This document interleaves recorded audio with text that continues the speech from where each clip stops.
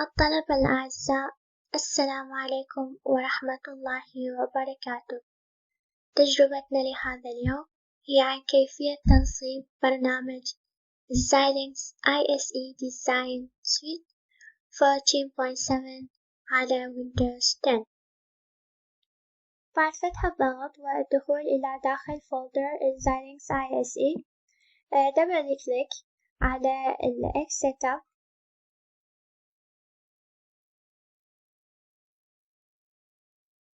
راح تنفتح عندي نافذة ترحيب، أنقر بعدها على Next.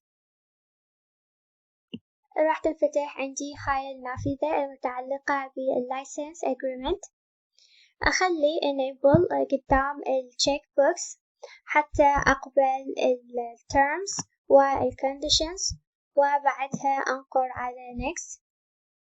راح تنفتح لي نافذة أخرى أيضا متعلقة باللايسنس. أخلي Enable قدام التشيك بوكس وبعدها أيضا أنقر على Next. راح تطلع عندي هنا إصدارات مختلفة. راح أختار ال ISE Webpack وبعدها ننقر Next. هنا عندنا ال Installation Options، أتأكد بأنه كل الاختيارات صايرة Enable وبعدها أنقر على Next.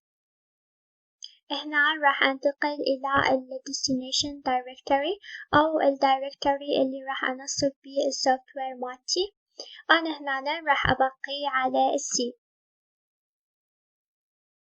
أيضا عندنا هنا إذا ردت أخلق أيقونة للبرنامج داخل ال Start Menu وعلى ال Desktop، أتأكد بأنه هذا التشيك بوكس صاير Enable وبعدها راح ننقر على Next. هنا راح تظهر عندنا Summary Window، نافذة تعرض ملخص الأدوات والمكونات اللي راح يتم تنصيبها. ننقر على Install لبدء عملية التنصيب. طبعا التنصيب راح يستغرق وقت، ولهذا راح أوقف الفيديو وبعدين أرجع أكمل. أثناء التنصيب راح تظهر عندنا Installation Wizard. ننقر Next، بعدها أيضا راح ننقر على Next، أنقر I agree وبعدها Install Finish. هنا قد تظهر عندنا Message Box تطالبنا بإزالة ال Xilinx Platform Cables، فإحنا راح نزيل الكيبلز وبعدها ننقر على OK.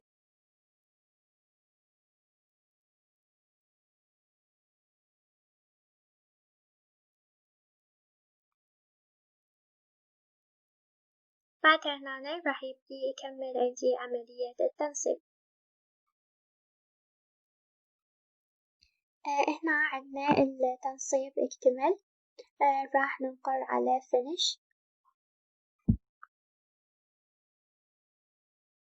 هنا راح يطلب من عندي License. طبعا عندنا عدة اختيارات، مثلا هنا تجريبي لمدة 30 يوم. أيضا أقدر أحصل على نسخة مجانية لكن تتطلب من عندي التسجيل بموقع Xilinx. أيضا أقدر أشتري لايسنس. وعندنا الاختيار الأخير اللي هو Locate Existing License، في حال إذا كانت اللايسنس موجودة عندنا، فأنا راح أختار هذا الاختيار لأن هي موجودة عندي بالكمبيوتر. وبعدها راح أنقر على Next. راح يطلب من عندي أحمل اللايسنس، فراح أنقر على Load License وراح أتبع المسار اللي خاصني باللايسنس. أوكي، نلاحظ بأنه اللايسنس تكون بامتداد أما .lic أو XML. هذا هو ملف اللايسنس مالتي Open. راح تظهر عندي هاي المسج اللي هي License Installation was successful. أقول له OK. بعدها أروح لللوكال ديسك اللي نصبت عليه البرنامج. باعتبار أني نصبته على السي فراح أروح للسي وراح أفتح الفولدر اللي اسمه Xilinx،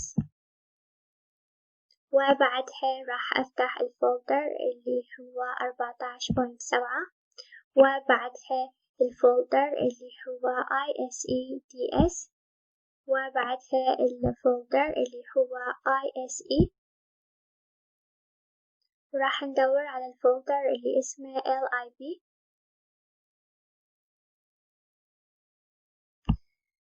نفتح من عنده الفولدر اللي اسمه NT64. راح ندور على فايل اسمه libportability.dll. راح نسوي له rename ونضيف له المقطع .org. بعدها ننسخ فايل اللي اسمه libportability.dll.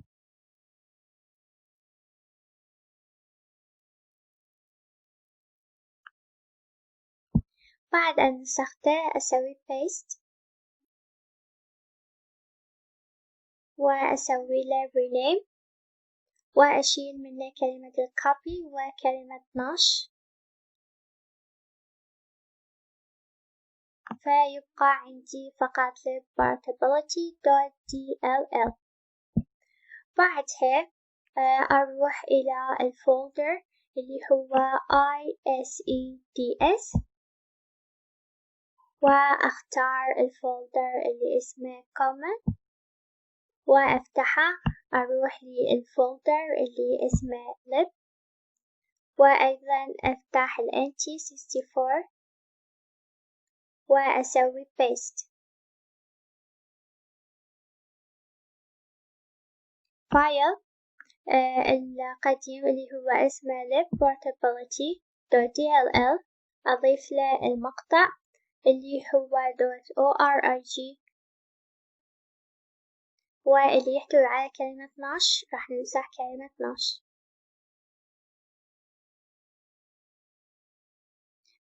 لحد هنا تم التفعيل بصورة كاملة.